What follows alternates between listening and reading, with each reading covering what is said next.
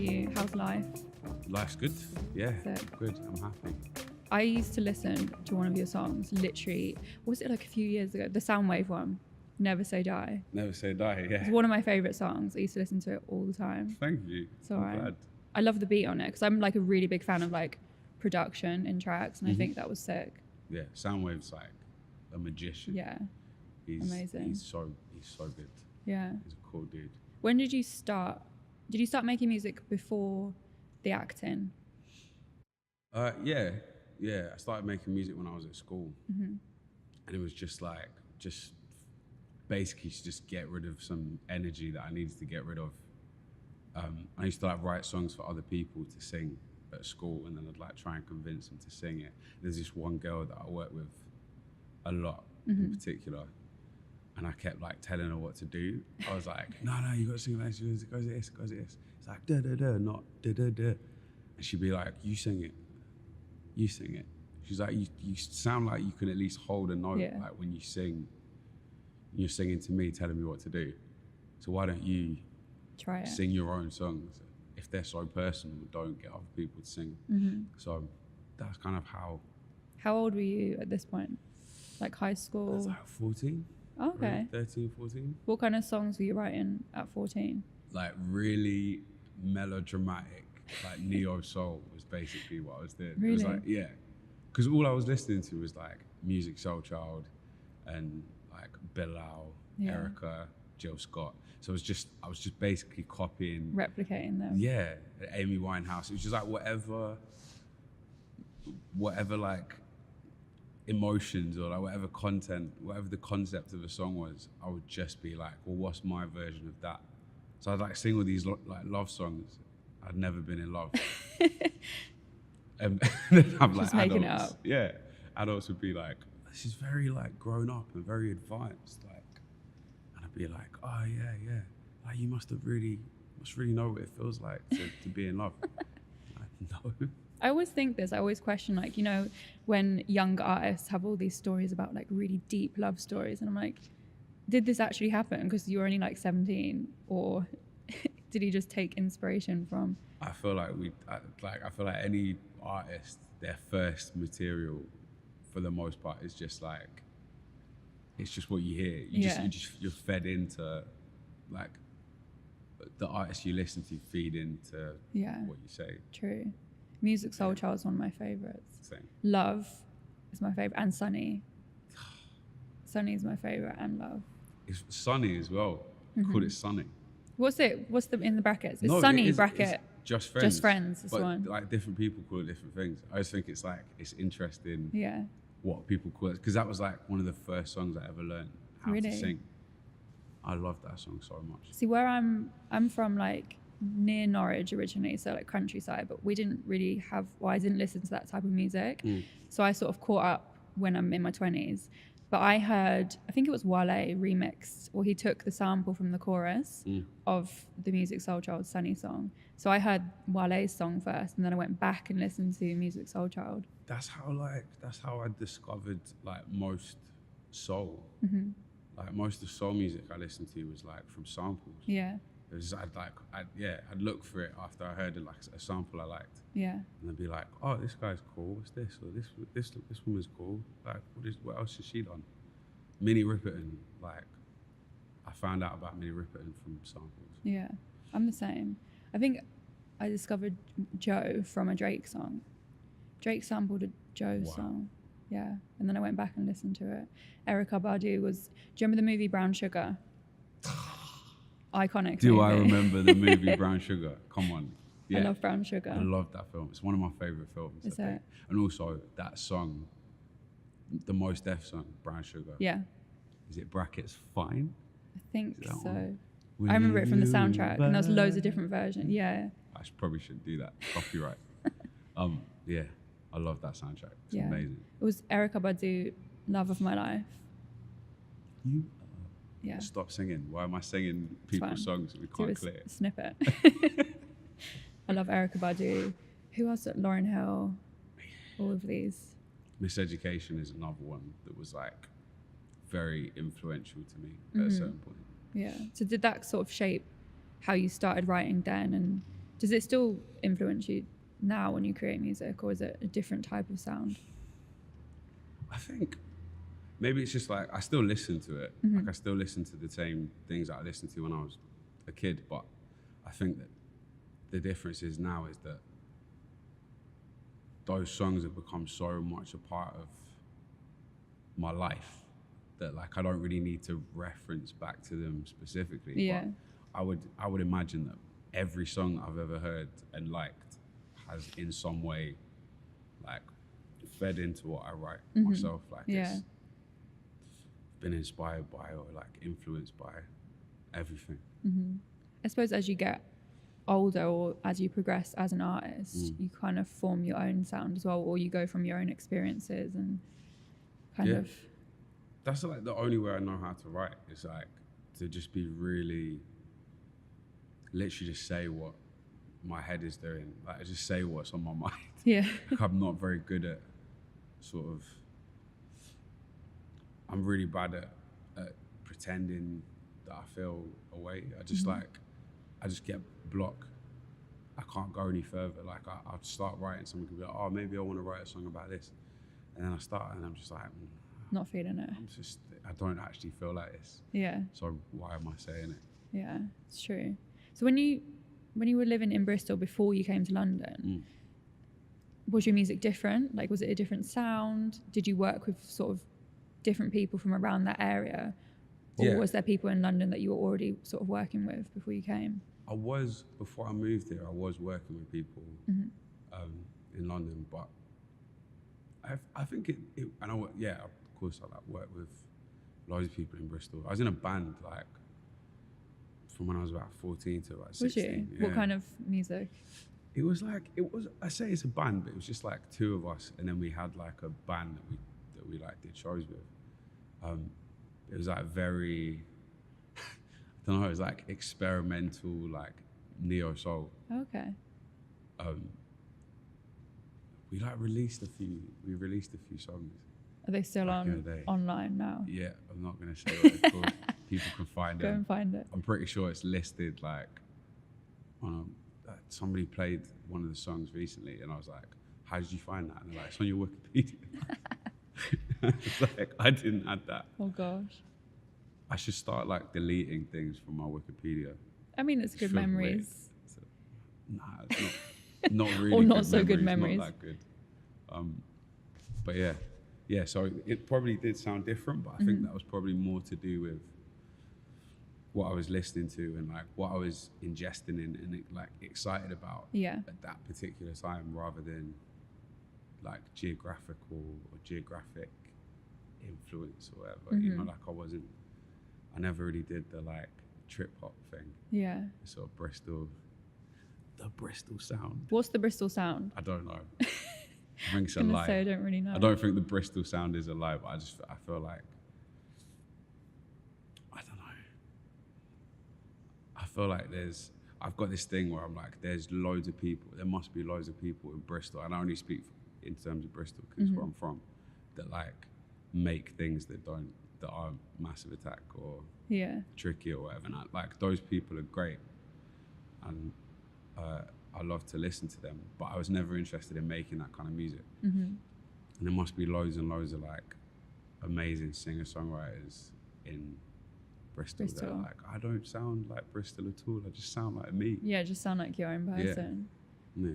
So how was it moving? You moved at 17, right, from Bristol to London. How was that? Because I've been through the same thing of moving from outside into London, and then I know lots of people that grew up in London, and it's kind of like a different experience somewhat, because you have to come here and find your way, because it's such a big place, London, especially as a creative as well. It's quite hard. It is. I feel like one of the things about London is it is a really big place, but you just find your little pockets, and then you just stay in those pockets. Like I was staying in like backpackers hostels. I was staying in one of them most of the time when I came up here. So I was like, that was in town. So I'd just spend a lot of time in Soho, just walk around Soho. And now if I need to get anywhere in Soho, like every single back street I know a route to get anywhere in town now, because I didn't have money. Like, just had to walk everywhere. Yeah. Any money that I had, I saved to like go to the cinema or get the bus to work or like studio or whatever. So yeah, I feel like you just find your little pocket. Yeah. Did you know anyone from London when you moved? Yeah, I had family, like I had some family in London, and then I had some family in like Amersham, Chesham.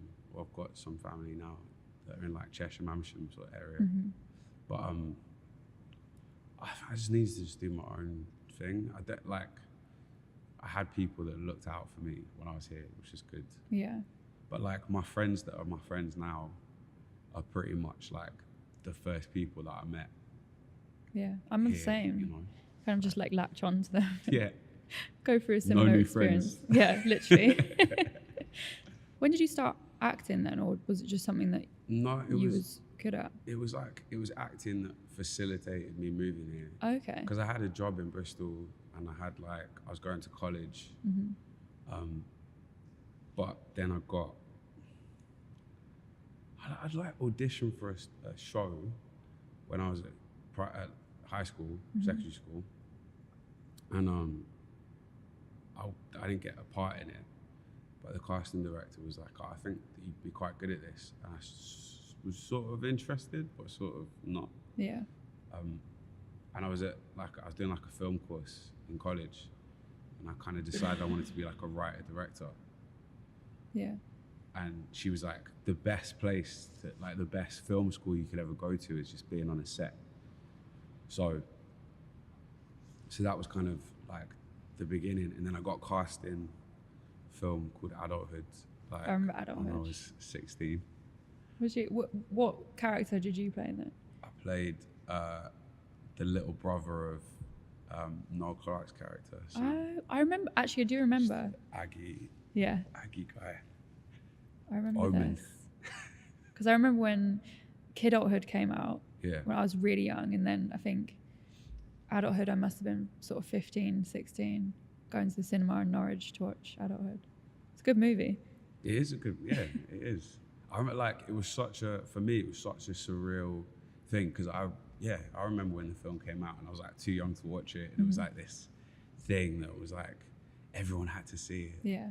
And then, I got cast in the sequel, and I was like, I don't know what this means. This is weird. Like, I hadn't at that point like committed to being an actor or anything. That was not really something that I really thought of as like an actual job. It's just something that was fun. So I pretty much moved after that. I was just really lucky that It's a good one of your first roles to do. Yeah.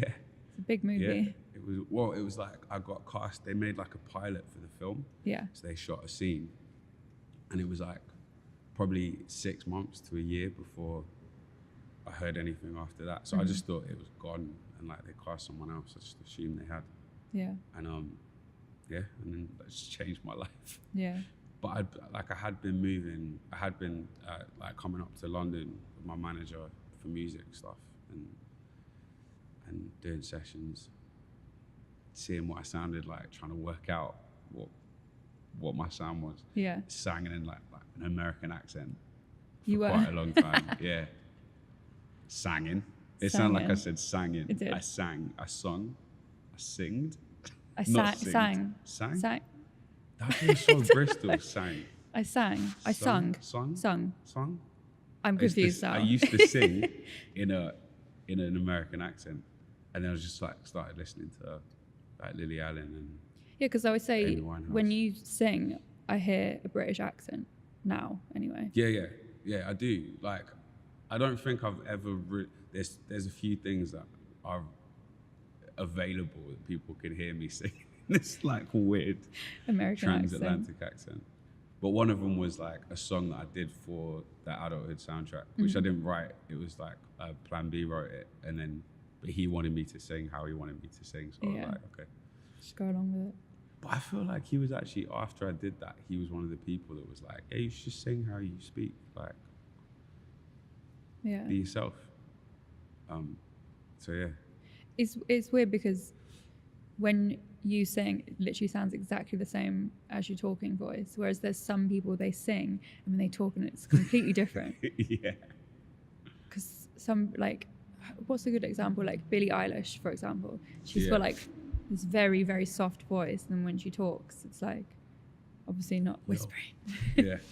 Very quiet. But I think there's like, I don't have any like, I've got no shade for people that like sing differently to how they speak. Yeah.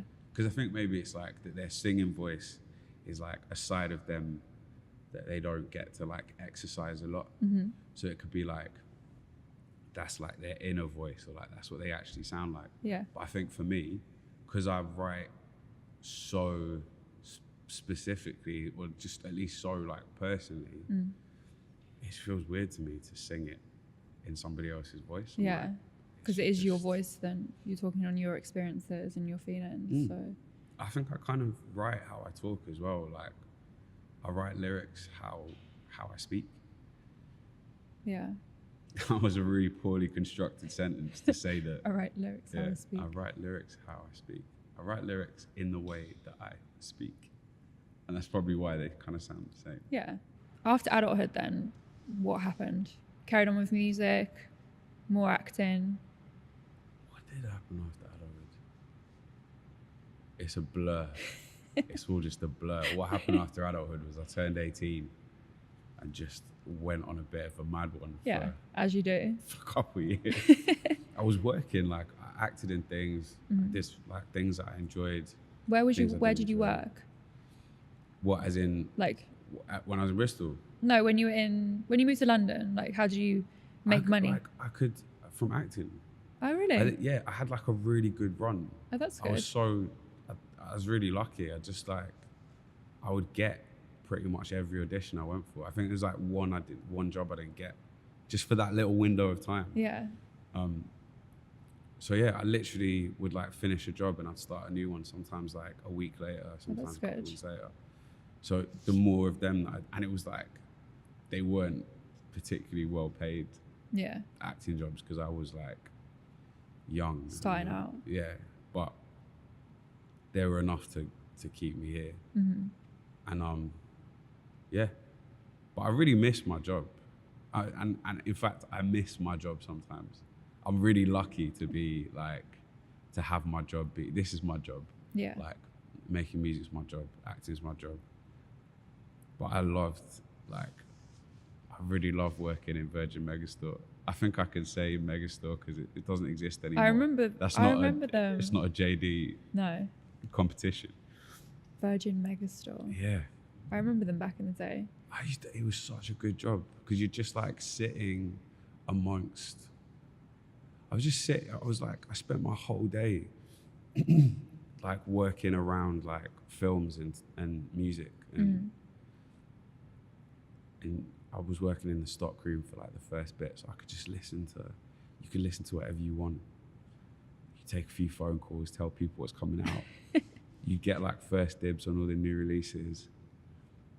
And it's really great and structured. I think I miss the structure. Yeah. That's what I miss. There's something I kind of miss about before streaming and online music is like when a new single or album came out, you would run to the store, go and buy it, having something like in front of you, having the leaflet that you could look through and see all the photos and the lyrics and stuff. Man, I miss that so much. Same.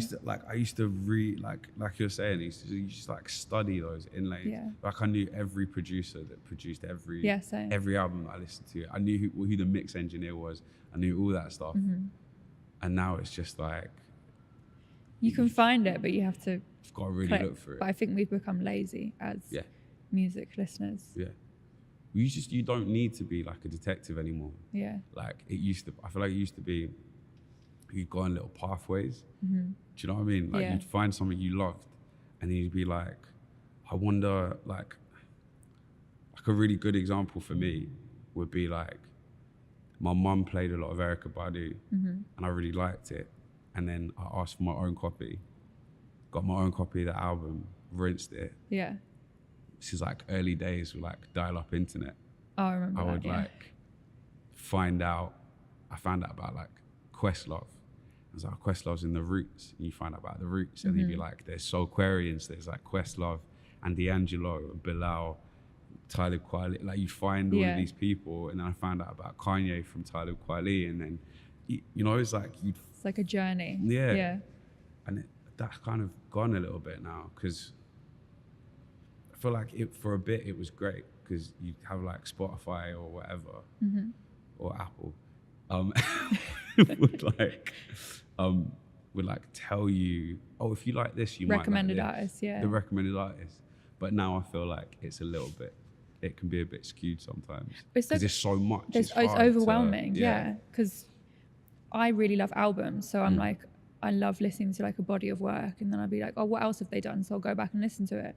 But now it's like, I think we are so accustomed to having so much music, and people releasing new music every Friday, for example. It's like New Music Fridays. We don't have time to properly digest what people are saying in their music, or we just pick out our top 3 and add them to our playlist, and then the rest of the album kind of just gets pushed to the side. But I feel like it might just be a generational thing. Do you know what I mean? Maybe. Like, as in, I think a lot. I think like that. I'm just like, oh, it's kind of devastating that everything feels so disposable now, and everything feels like it's just like there, and then it's gone, and then there's new stuff, and it's hard to keep up. And like, I'm a big proponent of like albums. I want to make albums. Like, I don't just want to throw out songs. But something that's really, like, I was thinking about this the other day, something that's really great about an album is it's like a time capsule, and it like, I feel like it captures a certain like period in an artist's life. And actually, maybe if you're writing a song, getting it mixed, and then putting it out within like a week, and then you do that again a few weeks later, and you still have that time capsule. It's just, it's in smaller bites. Spontaneous, Yeah, like maybe it's not that different at all, and maybe people were saying the same thing, you know, when CDs came along, and then when the internet came, like, you know? Yeah, it's true. Like, we might just be old now. We might. I think we're just old. Yeah, we're just the generation that's like, you whippersnappers with your singles. Get with the times. I know. What are your favourite albums ever then? It's hard. It's really difficult to like just pick. So I think I've got like 3 or 4. So wait, do you want like top 3 or top? Top 3, let's go. Okay, top 3. Yeah. For me, I'd say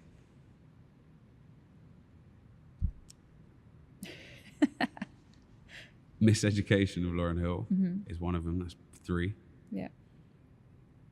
2 would be. It's really hard.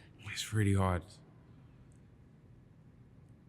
It's a toss-up between Extension of a Man, which is Donny Hathaway album, and College Dropout.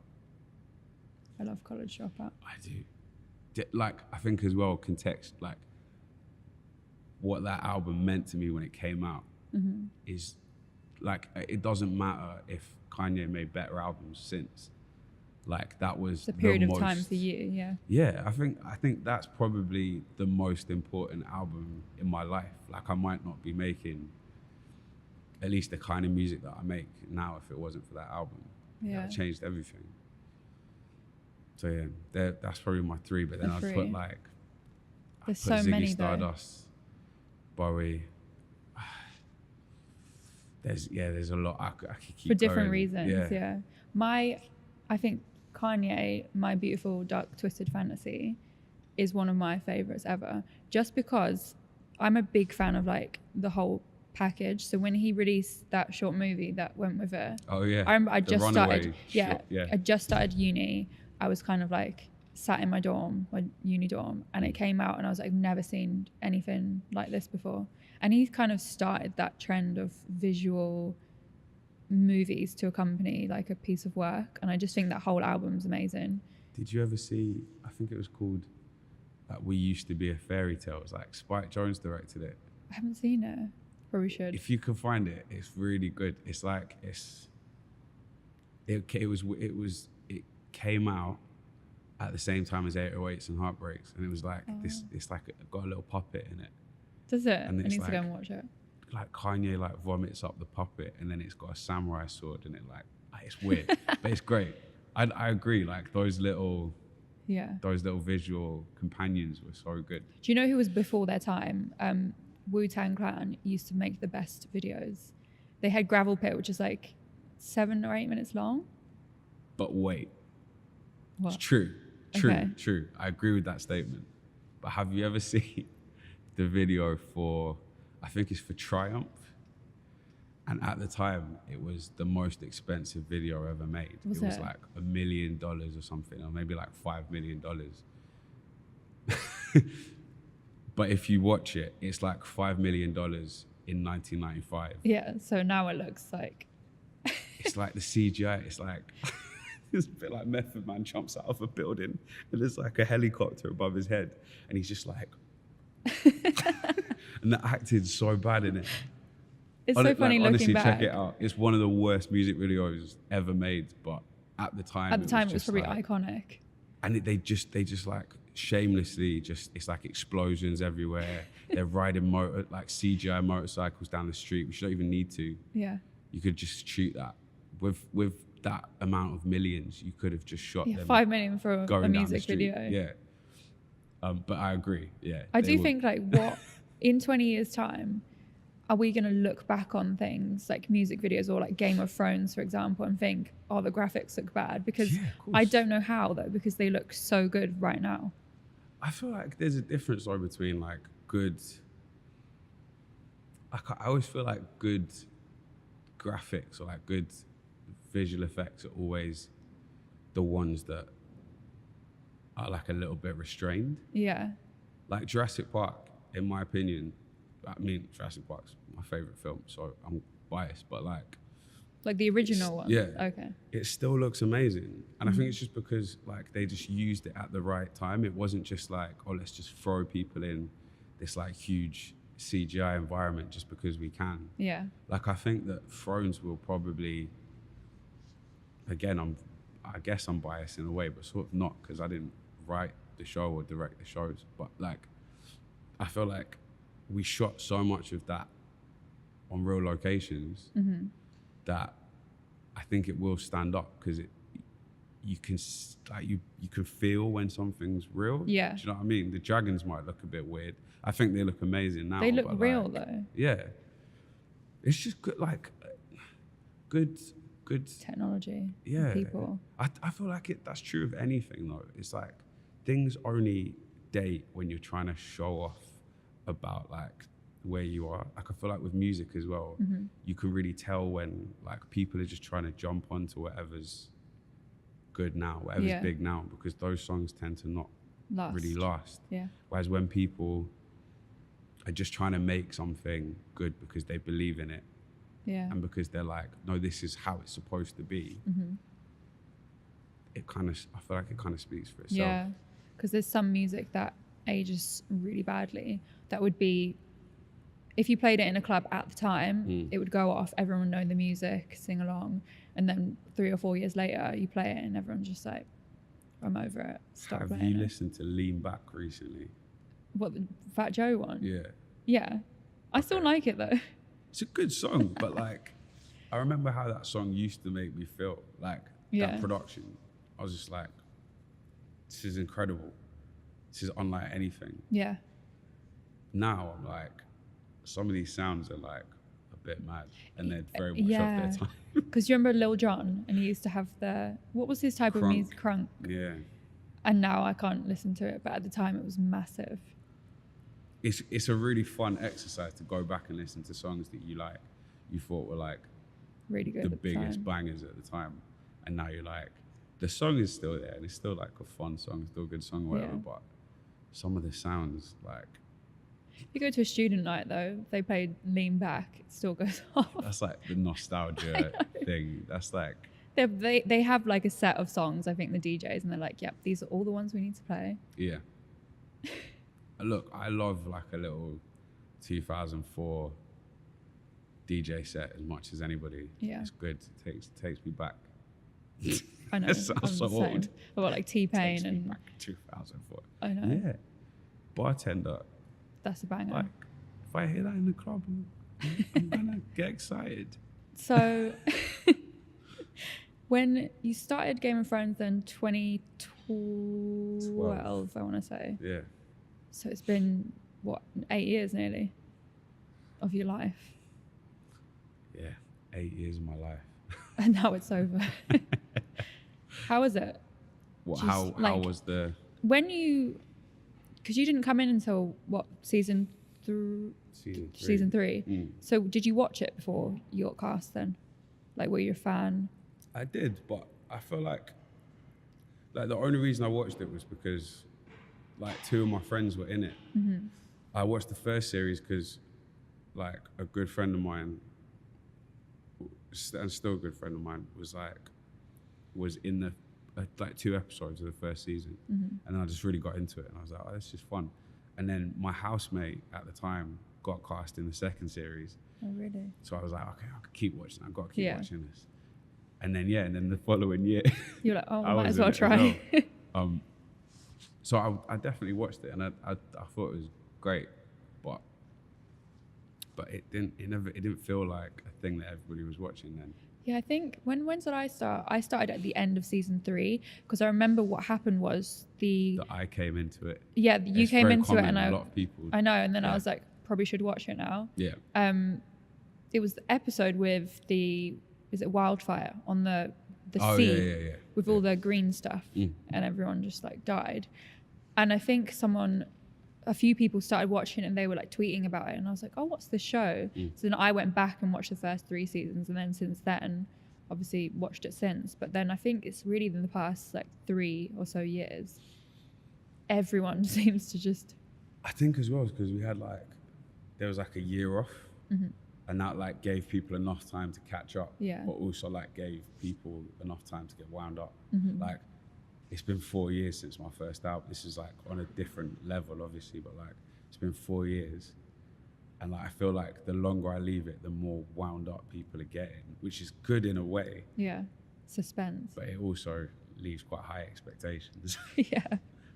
But yeah, it definitely felt like the last few years have been a bit mad. Yeah. With Thrones, but it was cool. It was it was a really, I'll never forget it. Like, Yeah. it will be a really important part of my life. But I felt ready to Yeah. do different things. I suppose it's hard because people who are fans of Game of Thrones are probably like hardcore fans, but you don't want to be defined as Grey Worm from Game of Thrones forever because you do other stuff. Yeah, but I feel like I've just sort of resigned myself to that a little bit now. I'm just like, do you know what? It's fine. It just doesn't matter. You can't really have any kind of influence on how other people see you. Yeah. In that sense, obviously, like you can be a nice person or like Yeah. a good person, but in terms of perception, I just don't care anymore. Like, Yeah. it's fine. If that's what people know me for, then it was a thing I did, and that's cool. Like, what a great thing to be known for. Like, a really... It's one of the best TV series ever, Yeah, that's if cool. not the best. So Yeah, that's like a cool thing to have been a part of. And if people know me for music or like my music as well, then like even better, because that's something that like I worked on really hard, but there's nothing I can do. Do you know what I mean? Like yeah. I sound really defensive in the way I say that. I'm like, no, it's interesting though to hear it from your perspective, because I've struggled with it before. Where Yeah. I've just been like you really, the thing that I'm like, that I will like be known for the rest of my life is something that I had really like no hand in creating. But like I make all these things, and like the thing that people want to talk about is something that like a I didn't part that make. you played, yeah. Yeah. I think like I struggled with that for a long time. Like my ego struggled with that. But now I'm just like, that was a really cool thing. This is a cool thing. my life is cool. I'm happy. I'm like. And if anything, it could, on a positive note, people finding you from Game of Thrones, then it could intrigue them. They could go and find your music and then see like, what else does he do? Yeah. If they stay for music, then that's good. I guess that's the thing, is nobody listens to something twice that they don't like. That's the other. I used to be really like, I don't want people to like come to my music because of Thrones, which is so stupid because you can't like stop people from doing anything. Yeah. But I was like, if people stay and keep listening to me, then that's because of the songs, not because I don't think my music sounds anything like my character in Game of Thrones. No. So. But I mean, I found your music because of Game of Thrones, but I liked your music, so thank you. It works. So I think definitely there must, if I'm one person, there's going to be hundreds of thousands more. So acting or music, which one? There's other things that I do as well. I think that's the thing, is I'm like, I just don't want to. I don't want my life to get. I don't want my. I'm not worried about my life getting stale, but I don't want my work life to be stale. So I like to do lots of different things. Like acting serves like a really unique function in my brain. Music is really important to me and serves a really unique function to me and to my brain. But like I write as well, and I still want to direct, and like I make my music videos, and like that it's is like also creating, another thing. Yeah, I just need to make stuff.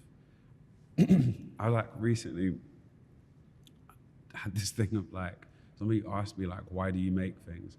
And I was like, if I don't make things and I like break things, like that's kind of the pathways I think that my brain takes sometimes. It's like, I get really frustrated, and like when I was a kid, I just like put my hands through walls and like bang my head against the wall, like just mad stuff. Because I'd be frustrated. Yourself, I just didn't have like an outlet for what I needed to like express or whatever. And like I said, getting rid of that energy, and I kind of need to make stuff. That's my only answer to the acting or music question, which is like I get asked that every. Yeah, I was gonna say you must get asked. I get asked that in the street by people. It's just like, I don't know, man. Just want to be creative. Yeah. Yeah. I just want to get this energy out and just like hopefully put it to something good. I don't know, make things that people care about and that you care about as well. Yeah. Watching, like listening to, like, we've been talking about this for the whole time, really, like discovering music and listening to music and like watching films, watching TV, whatever. It's it's not necessarily like saving the world. It's really not saving the world, but it's a really important part of growing up. And I think it really helps you to like relate to the world outside of your world and get like a different perspective. Or if it's not about learning about somebody else's life, it's about understanding your own, because you can relate to something somebody else is saying. And if I can be a part of things that do that for kids or for other, like just for people in the same way that it did for me when I was growing up, then it's what I want to do. Yeah. Like that's what's important to me. I think music's so important for people to relate to, like have something that's easy to listen to but speaks to you. I think that's one thing I love about music, because as I said earlier, like where I'm from, people don't really listen to sort of like hip hop or R&B or anything. But for me, I found it was like an outlet for me to connect to different types of people and learn about different cultures and different people's experiences and stuff like that. So I just think I agree with you in the sense that it's like so important to have music and to have meaning behind things, as opposed to like I love like hits that are on the radio and stuff like that, but that serves having a function as well. Like that has a purpose as well. Even like pop music serves a function because it makes you happy. Like a catchy record will put you in a good mood. Yeah. I've been a snob, like for years I've been a proper snob, and like particularly about films, but sometimes about music. Mm-hmm.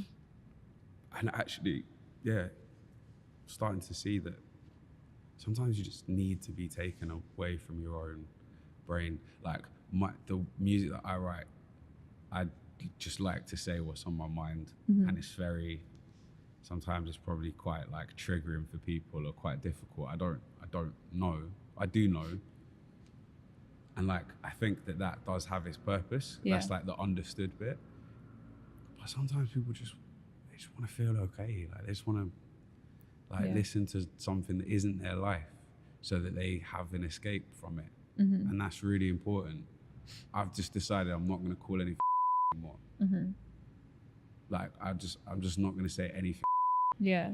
Because things that you don't like take just as much effort as the things that you do like, you know, like everything is hard. Like I've tried to write songs for other people before, and I've tried to write like pop songs or whatever with the intention of them being like commercial or whatever, not for myself.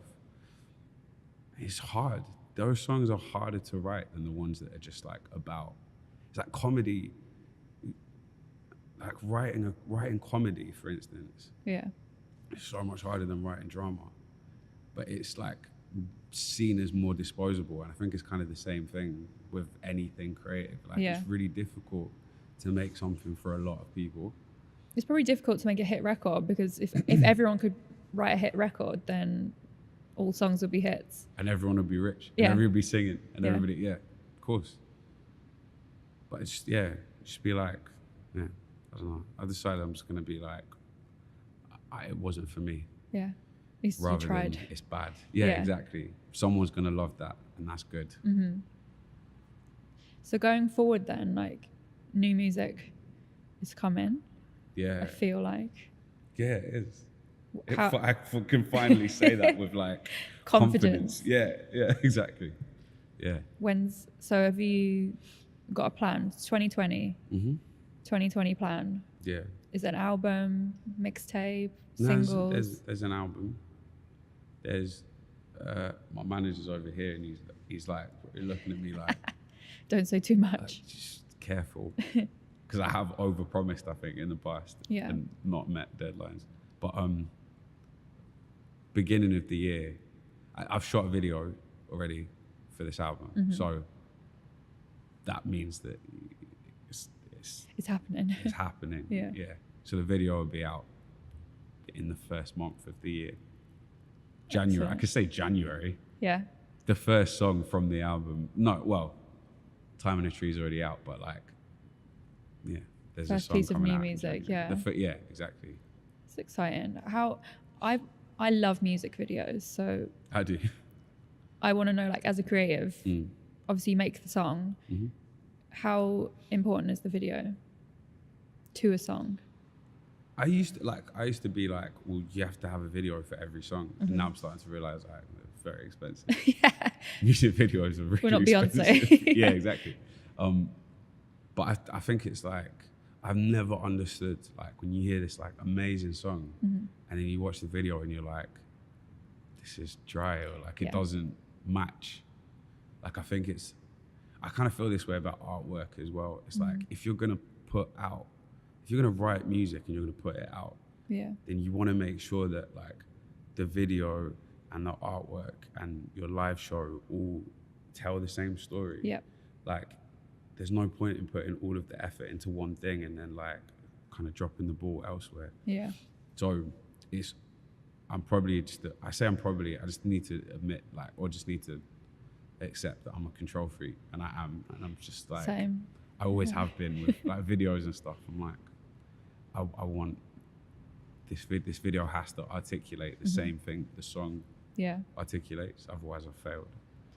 I think, it's so important, because with some music videos, I'll watch it and it's like a really meaningful song, and then it will just be something completely different because for some reason they've gone in a different creative direction and something. But they're so important to, like, if someone doesn't understand the message of a song, then it can illustrate it to them in a storyline or different actions within the music videos. So Yeah. it does baffle me sometimes when I see a music video. There's a balance as well. Like you have to, like I've always got in my head, like with a video, you've got to be careful about like not telegraphing what the song is about too specifically, because you want people to still be able to like, that thing you're saying that you like a song can be really meaningful and then you watch a video and it doesn't match. Like I feel like you can also make a really great video that's too specific and then you can ruin the song for someone. Like I kind of hate talking about what my songs are about because I'm like, once I've released the song, it's not mine anymore. It belongs to whoever's listening to it, and it's up to them to feel how they feel about it. So you have to be careful with videos. It's a good point, to like actually. not Ruin someone's message. Yeah, because Not it is give it all away. interpretation. This next video, I might. You might have. We'll see. I might have ruined it. Oh well, I'm looking forward to it. Thank you. Looking forward to the album. Yeah, me too. It's been what you said, 4 years.